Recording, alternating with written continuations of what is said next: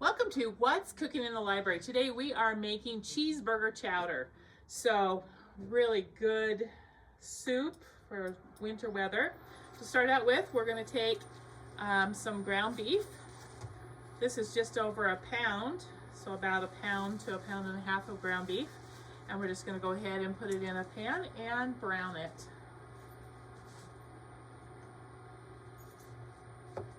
Okay, while our hamburger is browning, we're going to go ahead and peel potatoes. We need 3 cups of diced potatoes.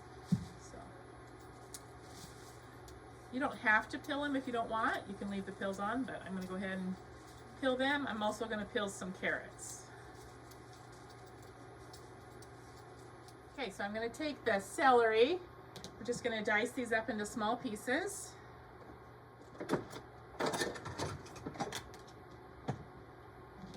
And I just like to cut it slice it down like this in about 4 to where they're going to be smaller pieces. I don't like big chunks of celery in them. If you like big chunks, that's great, just leave them all the way, but I like to make them to where they're like thinner. And then I just slice them like this to where they're small pieces.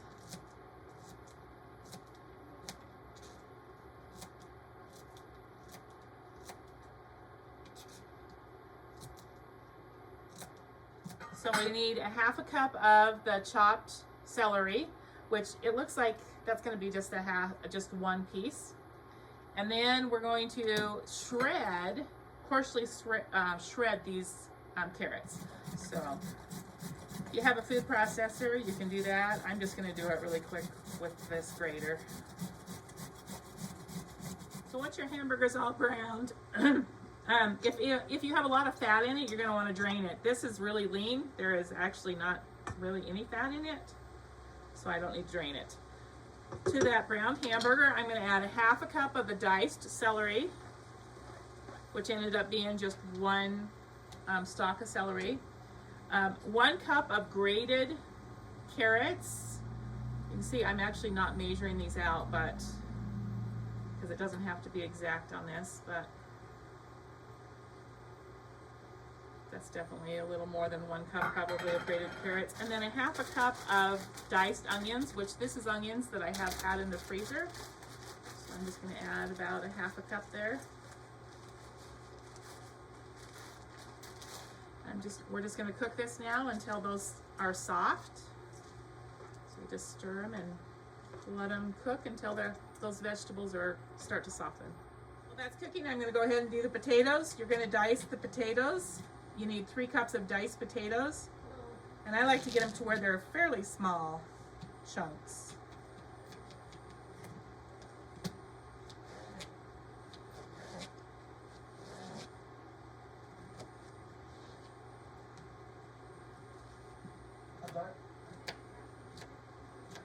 Okay, so these vegetables are soft. I'm going to go ahead and now we're going to add 5 tablespoons of flour.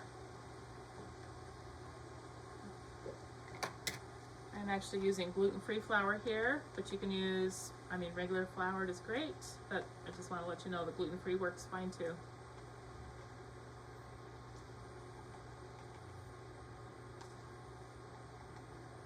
So 5 tablespoons of flour, 1 teaspoon of salt,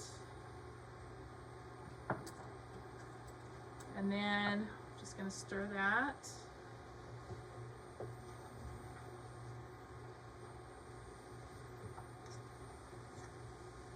I don't know if you can see what it looks like. This is what it looks like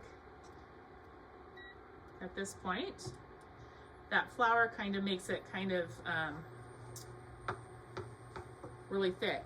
So now we're going to add 10.5 ounces. I'm actually adding 12 ounces just because I have more potatoes than it calls for, but usually 10.5 ounces of beef broth. I'm going to add, it calls for 3 cups of potatoes. This is actually 4 cups of potatoes. That's why I'm adding a little bit of extra beef broth.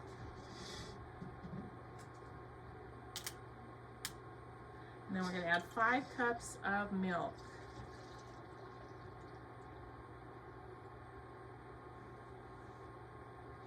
There's 4 cups of milk. Another cup.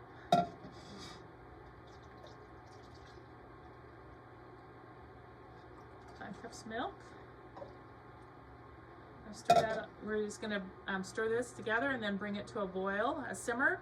We're going to let this simmer until those potatoes are tender. Okay, while this is coming to a simmer and boiling, you want to stir this fairly, occasionally, because it will stick on the bottom because we did add that flour. So it is thickening and cooking those potatoes at the same time. So be sure and stir that, or else you're going to have it burnt on the bottom.